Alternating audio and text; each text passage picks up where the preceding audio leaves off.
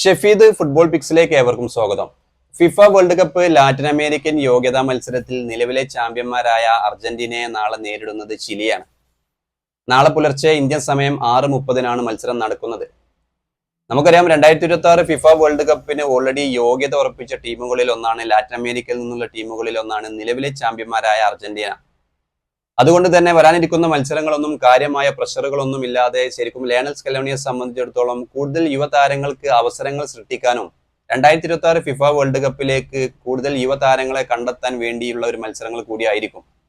Enzo ഫെർണാണ്ടസും അതുപോലെ തന്നെ Lautaro Martinez ഒക്കെ അടങ്ങുന്ന ചില താരങ്ങളുടെ അഭാവത്തിലാണ് മത്സരത്തിന് ഇറങ്ങുന്നതെങ്കിലും സൂപ്പർ താരം ലയണൽ മെസ്സി തിരിച്ചെത്തുന്ന ഒരു മത്സരം കൂടിയായതുകൊണ്ട് കൂടുതൽ ആവേശമുണ്ടായിരിക്കും. 2026 FIFA world cup Latin American യോഗ്യതാ മത്സരങ്ങളുടെ പോയിന്റ് ടേബിളിൽ നിലവിൽ 1-ാം സ്ഥാനത്ത് തന്നെയാണ് നിലവിലെ ചാമ്പ്യന്മാരായ അർജന്റീന.